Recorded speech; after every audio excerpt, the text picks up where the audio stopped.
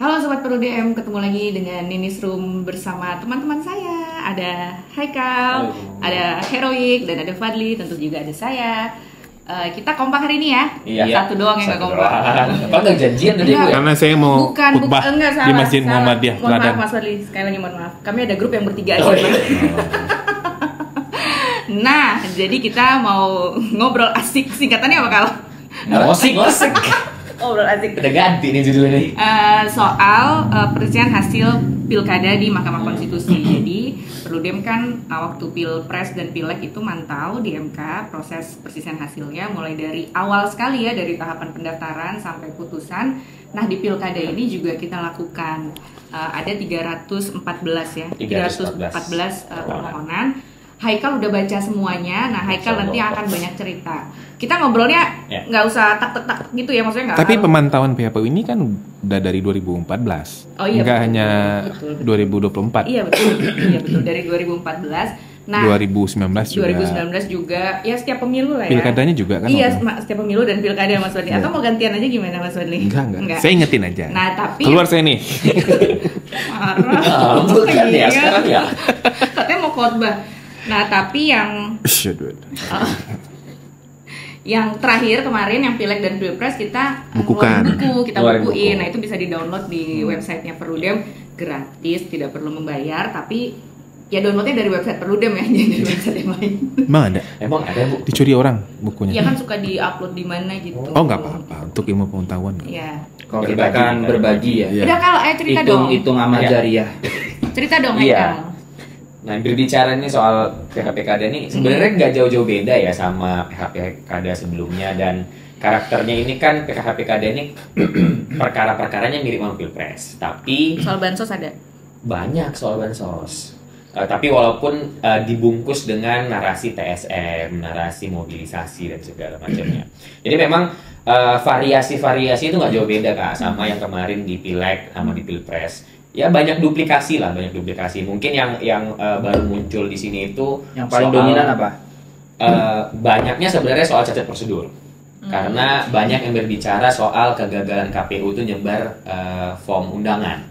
Nah itu dijadikan mungkin datanya kemarin itu kalau yang khusus untuk itu ya itu mungkin ada di puluhan dalil itu ada masuk gitu, bahwa pemohon-pemohon itu mencoba untuk meyakinkan mahkamah bahwa ini undangannya nggak disebar nih sama KPU, dan ini merupakan bentuk, mereka menganggapnya merupakan bentuk kesengajaan yang kemudian menciptakan dampak ya berupa minimnya partisipasi. Jadi narasinya kebanyakan itu adalah minimnya partisipasi di banyak daerah. Ya misalnya di Sumatera Utara yang di Sumatera Utara itu kan hanya 49% ya dari total. Tapi Sumut, Medan gitu selalu rendah nggak sih partisipasinya? Cuman ini kan di bawah 50% kan. Jadi memang ada kecenderungan itu yang kemudian dijadikan alasan bagi para pemohon ya, tidak hanya di Sumut sebenarnya, ada di banyak lokasi juga. Mereka menganggap bahwa ini adalah bentuk dari penghilangan hak pilihnya masyarakat. Jadi ini cacat prosedur dan sehingga kemudian harus diulang. Nah, walaupun ada juga banyak dalil yang kedua yang juga mengemuka itu terkait dengan persyaratan. Nah, kemarin kita coba klasifikasikan itu sebagai cacat prosedur.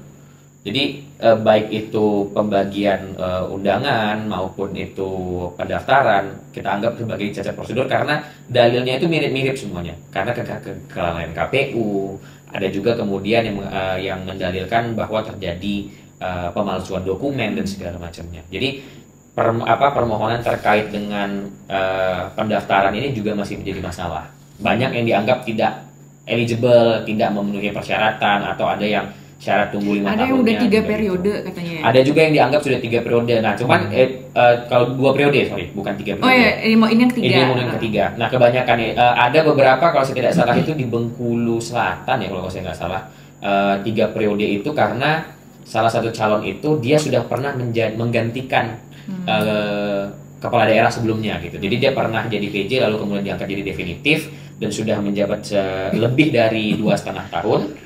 Lalu kemudian dia sudah pernah menjabat 1 periode lagi. Nah ketika dia mau daftar yang ketiga ini dianggap dia sudah lebih dari 2 periode. Tapi ada yang ini ya, kan kita juga nonton persidangan kan, nonton persidangan via YouTube ya, kan semua 3 panel itu disiarkan tuh Mbak.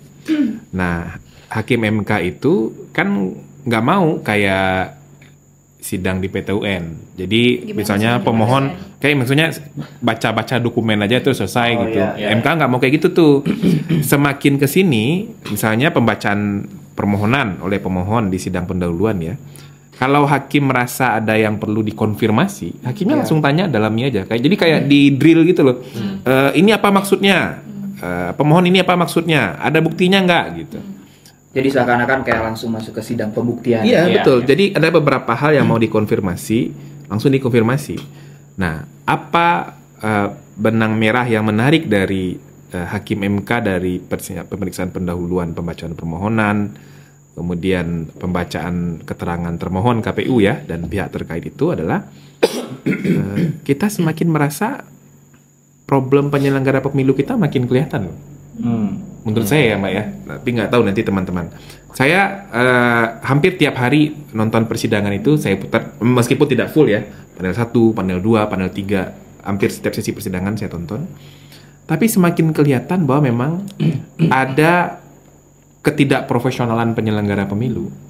Kemudian ada quote and quote memang parah betul soal pengelolaan penyelenggara pemilu. Contohnya misalnya kayak di Sulawesi Selatan. Itu sampai marah-marah hakim MK tuh. Di Sulawesi Selatan itu salah satu masalah yang menonjol adalah terkait dengan pemilih itu datang ke TPS secara berbondong-bondong, Mbak. Jadi seperti dimobilisasi. Tapi mereka nggak mengisi daftar hadir. Dan daftar hadir itu diisikan oleh entah siapa yang tanda tangannya sama. Dan itu masih terjadi di Kota Makassar sebagai wilayah yang pemilihnya paling banyak. Iya. Nah, KPU-nya, Hakim MK nanya, apa yang KPU bisa jelaskan dengan kejadian ini? KPU nggak bisa jelasin. Bisa jawab. Nggak bisa jawab. Kuasa hukumnya nggak bisa jawab, KPU-nya nggak bisa jawab. KPU hanya menjawab bahwa memang itu terjadi karena situasinya mendadak. Ada beberapa pemilih yang datang ke TPS itu karena mereka mau bekerja, maka buru-buru nggak sempat isi absen. Dipotong sama hakim MK. Itu kan hari libur nasional pilkada. Mau kerja kemana gitu. Ditanya juga ke Bawaslu, apa hasil pengawasan Anda terhadap fenomena ini? Nggak clear juga jawabannya. Itu satu contoh ya. Dan ada juga kemarin di Mimika. Tuh. Sampai marah-marah Prof. Aldi itu. Soal daftar pemilih juga ya kali ya, di Mimika itu. Mana data pemilih yang valid, buktinya mana, hasil penghitungan suaranya mana? KPU kayak bingung gitu loh. Dan mestinya KPU itu kan sebetulnya cukup panjang, Mbak. Jadwal mereka membaca permohonan ya. Kan permohonan masuk, kemudian diregistrasi sampai dibaca. Sebelum dibacakan itu kan KPU udah bisa baca tuh permohonannya.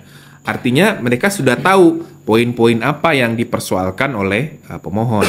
Nah, mestinya mereka bisa jawab dengan baik dan bahkan mereka bisa buktikan gitu.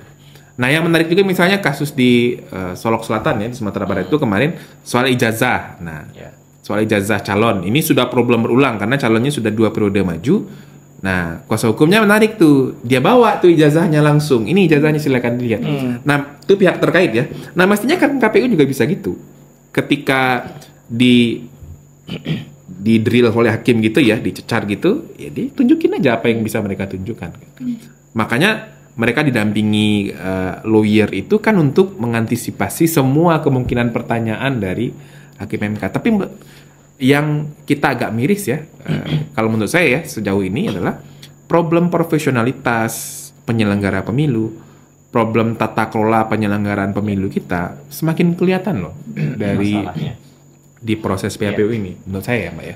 Itu inline juga Kak sama yang tadi coba didalilkan oleh pemohon terkait misalnya dengan pemilih yang tidak terdata dan segala macam. Dan itu masif, tidak hanya terjadi kasuistis ya. Kalau misalnya hanya terjadi di beberapa titik, kita bisa anggap bahwa ternyata KPUD yang bersangkutan memang bermasalah gitu ya. Tetapi ketika itu terjadi di hampir seluruh permohonan dan itu didalilkan, nah itu kan menjadi pertanyaan, berarti apa yang dikerjakan penyelenggara selama ini? Kok bisa yang namanya persyaratan itu dipermasalahkan, lalu kemudian ada data pemilih yang ya kayak di Mimika tadi tuh di permohonan itu dibandingkan data yang ada menurut pemohon sama data KPU dan itu datanya jomplang. Iya. Datanya itu bisa apa ya, di beberapa permohonan selain di Dimika juga ada yang seperti itu. Mereka coba membandingkan, karena datanya itu jomplang. Jadi nggak, kalau selisihnya 1, 2, 3 masih masuk akal ya. Cuman kalau selisihnya per misalnya kecamatan ada ratusan, nah ini kan permasalahan gimana nih data yang dilakukan oleh KPU gitu. Padahal jarak antara pemilu Februari ke November tuh nggak jauh loh. Nggak jauh. Sumber Nggak jauh. datanya kan pakai yang Februari Iya. kan, yang hanya memutakhirkan Yang berapa bulan memutakhirkan, tuh. iya. Nah, soal data pemilih ini disinyalir kenapa jadi kacau balau, Mbak? Menurut saya ini kacau balau ya. Iya. Karena di beberapa tempat itu, di bacaan kita terhadap permohonan ya, ada pemilih itu yang terdaftar jauh sekali di tempat tinggalnya. Nah, Dan ditempatkan di TPS yang jauh dari tempat. jauh tempat tinggalnya. Jadi kenapa itu terjadi? Ini diduga adalah, kan pemilih di pemilu itu kan 300 ya, ya? Iya. Maksimal 300 kan di pemilu legislatif nih, Mbak. Di pemilu nasional 300. Di pilkada itu kan bisa maksimal 600. Nah, kan jumlah TPS jauh menyusut tuh. Nah, dugaannya adalah dalam menggabungkan TPS pemilu nasional dengan pilkada ini, KPU-nya main tabrakin Main tabrakin, aja. ya. Ya, jadi dia godok aja gitu. Nggak dia cermati lagi dengan detail dan hati-hati. Ini pemilihnya akan memilih di tempat yang sangat jauh. Nah, itu banyak sekali itu di Pasaman dan Pasaman Barat juga kayak gitu Barat juga masalahnya, seperti seingat saya.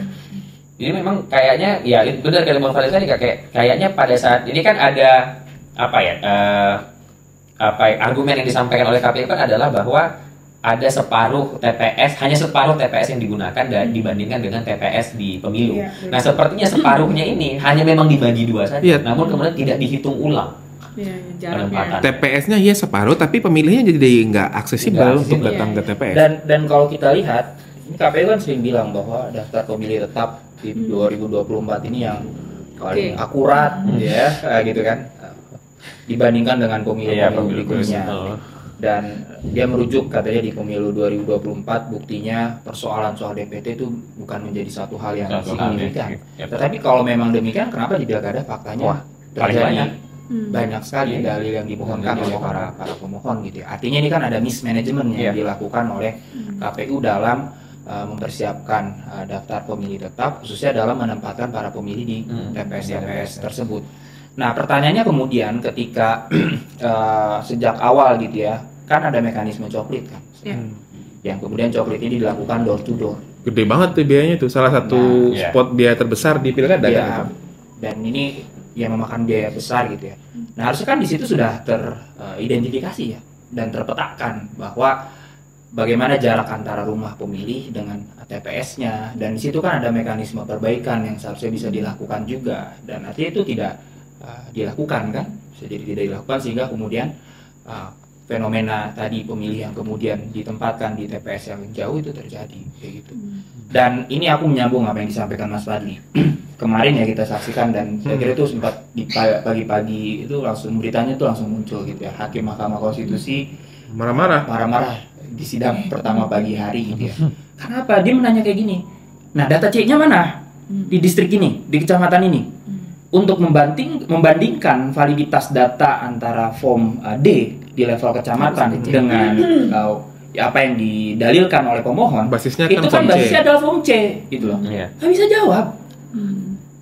Jadi harus Sulit kali. kayak dicecer satu persatu ya, ini datanya mana gitu. Dan padahal KPU itu didampingi lawyer loh. Jadi menurut saya hal-hal begitu itu mestinya diantisipasi oleh lawyernya kan. Jadi jadi proses PHPU di MK ini kan juga ujian kredibilitas KPU menurut saya, Mbak. Betul. Iya, Jadi betul. bagaimana mereka mempertanggungjawabkan kerja-kerja penyelenggaraan pilkada itu sudah berjalan dengan profesional, dengan jujur, dengan adil. Ya, ruang untuk menguji dan membuktikan itu di proses PHPU ini. Ya itulah ya mekanisme electoral justice ya begitu. Iya, Jadi iya. ketika ada sengketa tuh bukan berarti belum tentu penyelenggaranya salah, tapi Iya. disitulah dia membuktikan Membuktikan. kerja gue tuh udah profesional atau Yes, belum sih iya, gitu loh. betul. Mekanisme electoral justice Iya. kan harusnya gitu yang.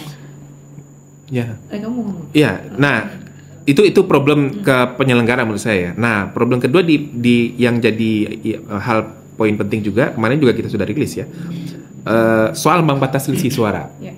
Nah, kalau dari hitung-hitungan kita cuma 34 ya kali, 33 33 ya, Yang masuk yang memenuhi Memenuhi. ambang batas selisih suara dari sekitar 300 lebih permohonan itu. Tetapi kalau kita baca permohonan-permohonan itu, Mbak, ada memang beberapa daerah yang ini problem klasik nih, selisih suaranya jauh, tapi problem pelanggaran hukumnya, baik itu masalah pencalonan, baik itu masalah kecurangan, itu signifikan sekali terjadi. Misalnya di provinsi Kalimantan yang Pak Isran Nur ini di mana? Kaltim ya? Yang didampingi Bang Refli Harun tuh sama Viola tuh. Nah itu selisihnya jauh. Pak Isran Nur tuh kalah sama penantang. Dan tapi politik uangnya luar biasa sekali, Mbak. Saya baca tuh permohonan yang diajukan itu ada satu bundel tebal alat bukti yang isinya di sana pengakuan ratusan bahkan mungkin ribuan orang terima uang secara masif. Dan itu baru satu kabupaten saja. Nah, dan mereka punya informasinya di kabupaten-kabupaten lain. Nah, jadi ini juga akan menarik ya. Ini kan sebentar di minggu ini kayaknya semua persidangan pendahuluan selesai ya, apa minggu depan gitu. Minggu depan seperti ini. Dan setelah itu nanti akan ada penetapan. MK akan memutuskan mana yang akan lanjut ke pembuktian, mana yang tidak. Nah, dugaan saya ya, ini bukan mencoba-coba jadi ahli nujum nih. Dugaan saya akan banyak permohonan yang setelah membaca permohonan nih ya, kemarin ketika proses dimulai saya menduga nggak akan banyak maju ke pembuktian. Tapi setelah kita riset ini Mbak, bareng teman-teman, membaca permohonan, menurut saya akan banyak permohonan yang tidak memenuhi ambang batas selisih suara, tapi akan ditunda tuh pemberlakuan ambang batas untuk diuji di pembuktian. Karena problemnya serius sekali. Dan itu terjadi 2020 juga kan? Ya. Juga terjadi di beberapa daerah di tahun 2020, masalah pencalonan, masalah kecurangan. DPT juga, Nabire itu masalah pencalonan ini juga mengonfirmasi berarti Bawaslu-nya nggak bekerja. Kenapa masih dipersoalkan di dalam tahapan PHPU? Kan artinya proses pengawasan yang melekat itu kan berarti nggak berjalan gitu. Padahal udah diingetin waktu PHP sorenya habis. Pilpres dan Pilpres kemarin kan.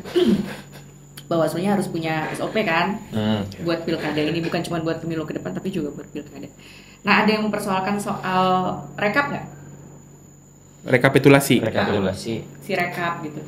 Oh, konkret di Sirekap. Kalau di Sirekap sepertinya hampir nggak ada. Tapi kalau kesalahan rekapitulasi atau bahkan ada yang mendalilkan tuh rekapitulasi tidak dilakukan di satu tingkatan. Jadi diloncat proses rekapitulasinya. Itu ada, tapi memang tidak begitu masif terkait dengan penghitungan dan juga penghitungan dan rekapitulasi suara itu tidak begitu banyak. Maka itu kemarin di data rilis kita itu kebanyakan yang menjadi dipermasalahkan itu adalah KPUD tingkat kabupaten kotanya. Karena memang permasalahan yang diangkat itu dianggap terjadi di tingkat kabupaten kota, bukan di tingkat KPPS misalnya, atau bukan di tingkat PPK dan sebagainya. Nah, jadi memang kalau kita melihat ini semakin menegaskan sebenarnya bahwa MK itu tidak hanya berbahas hitung-hitungan saja, gitu. Karena dari banyaknya permohonan yang masuk di PHPK ada ini, kita bisa melihat bahwa kebanyakan yang diminta itu adalah terkait bagaimana kinerja dari penyelenggara, bagaimana kemudian pemenuhan syarat-syarat. Jadi tidak hanya sebatas hitung-hitungan saja. Dan ini kan seharusnya ya tidak ada lagi perdebatan ya bahwa MK itu kemudian hanya mengurusi hitung-hitungan dan sebagainya gitu. Jadi semakin menegaskan lah sebenarnya bahwa rekapitulasi itu hanya menjadi salah satu bagian saja yang kemudian bisa digugat ke MK, bukan itu adalah bagian satu-satunya gitu. Nah, itu menarik juga. Terus aku juga pengen bahas terkait dengan penarikan kembali. Nah, ini juga menarik banyak tuh. Kalau kemarin infonya itu ada puluhan, kalau nggak salah ada sekitar 40. Itu kan cukup tinggi ya sebenarnya, dari 314 yang dimohonkan ada 40. Nah, ini kan menarik ini. Kenapa kemudian bisa sebanyak itu jumlah permohonan yang kemudian ditarik? Karena kan biasanya permohonan yang ditarik ini kecenderungannya adalah karena pemohon tidak yakin kan dengan permohonannya apakah kemudian akan dilanjutkan oleh mahkamah, akan diperiksa lebih dalam, atau seperti ada dalil-dalil disampaikan yang juga kurang bukti. Soal penarikannya ada satu menarik nih, provinsi Sulawesi mana gitu ya, saya lupa, saya nonton sidangnya tuh. Calon gubernur dan calon wakil gubernurnya nggak sepakat, Mbak. Jadi permohonan ini sudah masuk ke MK, sudah terregistrasi, tiba-tiba calon wakil gubernurnya datang ke MK mengajukan penarikan sendiri. Nah, sementara di ruang sidang itu sudah ada kuasa hukum yang dia juga ngasih kuasa akan membacakan permohonannya. Nah, itu ketika ditanya hakim, Pak calon wakil gubernur memang nggak ngobrol dulu dengan kuasa hukum, dengan calon gubernurnya untuk penarikan. Tidak, ini keinginan saya sendiri. Ribut tuh di ruang, ya berdebat lah ya. Jadi kan ada banyak fenomena yang terjadi soal penarikan permohonan ini juga. Termasuk Jawa Tengah ya, yang juga jadi atensi serius. Soal banyaknya dugaan kecurangan dan segala macam, ternyata permohonannya ditarik. Kembali. Calon tunggal gimana? Calon tunggal itu kan ada beberapa daerah ya. Kalau kemarin itu 6 atau 7 Yang dicabut kayaknya nggak ada ya. Calon tunggal dicabut. kayaknya nggak ada dicabut. Jadi memang menarik juga Mbak nanti penetapan MK soal calon tunggal ini. Karena ada beberapa permohonan yang itu diajukan kayaknya bukan oleh pemantau pemilu terakreditasi ya, oleh warga negara. Itu. Dan kalau saya tidak salah ada dalam satu daerah yang permohonan PHPU-nya untuk calon tunggal ini nggak hanya satu kan? Ya. Ya. Banjarbaru tuh kayaknya lebih dari satu. Iya, lebih dari satu. Banjarbaru itu dan 4 ya, dan iya betul. Dan itu diinisiasi oleh para pemantau. Iya. Dan cuman kalau yang di terakreditasi pemantau itu sepertinya hanya 1 atau 2. Tetapi 2 lagi itu sepertinya masyarakat. Nah, ini juga menarik ini kasusnya di Papua mana ya? Saya lupa yang teman-teman Lokataru yang Papua Barat ya. Mereka mencoba untuk menjadi pihak terkait di dalam itu kalau nggak salah bukan calon tunggal ya. Tapi mereka mencoba untuk menjadi pihak terkait di dalam permohonannya, tapi sepertinya tidak akan diterima oleh Mahkamah Konstitusi. Nah, ini ada satu ini juga kebetulan saya nonton dan kuasa hukumnya Bang Haris hadir pada waktu itu juga. Dan dia mempertanyakan, dia mempertanyakan bahwa teman-teman Lokataru ini, pemantau ini mengajukan PHPU itu bukan hanya di dalam satu daerah. Iya, ada di beberapa daerah. Beda. Tapi saya lupa pasti nominalnya berapa ya jumlah yang mereka ajukan. Tapi dia bilang bahwa kok Mahkamah Konstitusi hanya menerima sekian permohonan saja, sedangkan yang lainnya enggak. Nah, bahkan di sidang itu Bang Aris sampai bilang bahwa ya ini kami sedang pertanyakan juga dan kita sedang ajukan ke Mahkamah Kehormatan. Ya, kehormatan itu Pak. Ya. Kayak gitu. Nah, jadi ini memang sebenarnya jadi yang Lokataru ngelaporin ke MK. Iya. Ini sebenarnya bisa jadi apa ya? Bahasan ke depan sih sebenarnya. Pemantau ini kenapa hanya dikasih di calon tunggal saja? Kalau memang tugas pemantauan itu adalah menjaga proses pemilu ataupun pilkada itu berjalan dengan baik ya, tentunya kita harus kasih nih legal standing ke pemantau itu tidak hanya di dalam calon tunggal saja, tetapi di semuanya. Jadi artinya apa? Masyarakat itu bisa kemudian dalam tanda kutip ya pemantau terakreditasi ya kemudian itu bisa menjadi pihak yang meluruskan kalau memang ada yang bermasalah. Karena kan ya dalam proses politik yang terjadi di pilkada itu belum tentu juga sebenarnya antar calon itu pada akhirnya mau untuk kemudian bertarung kembali di Mahkamah Konstitusi gitu kan. Ya kecenderungan seperti tadi yang kita lihat ada banyak permohonan yang akhirnya ditarik gitu ya. Nah, seharusnya kan ini mulai kita pikirkan ini. Kedepannya bagaimana kalau seandainya kita berikan saja legal standing kepada pemantau, tidak hanya di daerah yang dengan calon tunggal, tetapi di seluruh daerah saja, baik itu menjadi pemohon ataupun menjadi pihak terkait. Setidaknya itu memberikan keterangan kan pada akhirnya. Gitu. Jadi prinsipnya sel aktif aja. Jadi kalau pemantau terakreditasinya mau, ya dia daftar. Kalau enggak, ya nggak apa-apa. Ya dibanding keterangan Bawaslu bahkan kadang-kadang kan kadang-kadang juga normatif saja. Siapa tahu pemantau bisa lebih investigatif. Jangan-jangan, ini juga mendorong partisipasi teman-teman pemantau kan, meskipun kecenderungannya melemah ya partisipasi masyarakat untuk memantau pilkada karena berbagai macam alasan. Tapi ruang ini mesti diberikan gitu. Dan terkadang kan di persidangan antara Bawaslu dengan KPU mereka saling support aja satu sama lain. Yang seharusnya kan Bawaslu punya data pengawasan dan yang seterusnya untuk melihat bagaimana membuktikan fenomena ini terjadi atau tidak pelanggaran itu. Nah, berkaitan dengan pemantau, mekanisme ini menurutku penting banget apa yang disampaikan Haikal sama Mas Fadli tadi. Tapi ini harus ditunjang juga dengan mekanisme pendaftaran pemantau itu sendiri dalam konteks akreditasi. Nah, ini kan ada dua pendekatan yang berbeda nih Mbak, sehingga kemudian pemantau di pilkada bisa jadi turun jumlah pemantaunya dan angka partisipasi untuk ikut memantaunya turun. Karena apa? kalau di pemilu legislatif dan pemilu presiden, pendaftaran itu kan tersentral Ya, di Ya. Bawaslu. di Bawaslu nasional dan ya. itu Nasional. daftar nasional dan itu bisa melakukan pemantauan di banyak Seluruh daerah. Indonesia benar. Nah di pilkada enggak. Ya. Pendaftarannya kita harus dilakukan ke KPU, KPU ini spesifik ya, KPU Minimal provinsi. daerah yang Ya. kemudian akan kita pantau gitu loh. Padahal kan bisa jadi dengan satu akreditasi gitu ya kita bisa memantau di banyak daerah. Nah ini juga bisa menghambat. Artinya mekanisme ini harus ditunjang juga dengan mekanisme pendaftaran dan manajemen dari pemantauan dalam akreditasi. Makanya perlu segera kodifikasi Kodifikasi, undang-undang benar, pemilu betul. tuh. Ya, Benar. tolonglah ya Ibu Bapak Dewan dan pemerintah. Kemarin Ibu ketemu Wamen ya Ah, soal bahas ini kan. sama kalian kan. Nah, abis ini mau melakukan apa nih kan kita masih terus ikutin ya prosesnya ya sampai putusan kan. Iya. Saya putusan kita masih ikutin prosesnya. Nanti kemarin kami baru rilis ya hasil temuan awalnya. Bisa Bisa dilihat di-download. di YouTube-nya Perludem. Kemarin ada. Nanti setelah ini tentu kita akan kasih ininya lagi ya, update-nya lagi. Nah, udah ya. Ya. Nah, udah ada yang ngantuk dan ini kita di kantor. Jadi kalau suasananya agak kekeluargaan dan kemasyarakatan ya ada gorengan lewat, ada gitu ya. Makasih teman-teman, sampai ketemu lagi.